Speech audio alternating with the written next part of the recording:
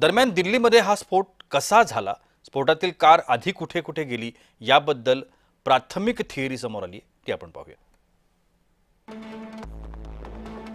दिल्लीमध्ये साखळी बॉम्बस्फोट घडवण्याचा जैशचा कट होता। जैश ए मोहम्मद या अतिरेकी संघटनेचा हा कट होता। मात्र जम्मू आणि काश्मीर पोलिसांच्या हरियाणातील रविवारच्या कारवाईनंतर उमर मोहम्मद घाबरला। उमर ज्याच्या संपर्कात होता त्या अतिरेकी संघटनेचे म्होरके देखील बिथरले होते।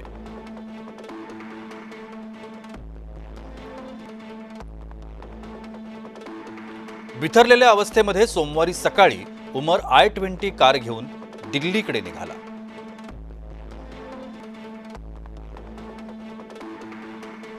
आउटर रिंग रोड मार्गाने उमर दिल्लीमध्ये शिरला।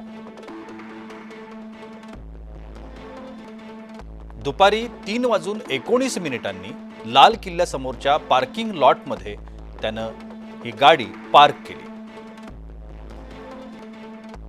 एकूण 3 तास 9 मिनिटं कार पार्किंगमध्ये असताना उमर 1 मिनिट देखील कारमधून बाहेर पडला नाही। याचाच अर्थ एकतर तो कुणाची तरी वाट पाहत होता किंवा आदेशाच्या प्रतीक्षेत होता।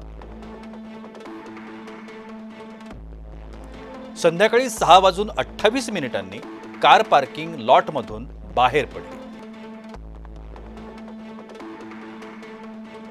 बरोबर 25 मिनिटांनी म्हणजेच संध्याकाळी 6:53 स्फोट झाला।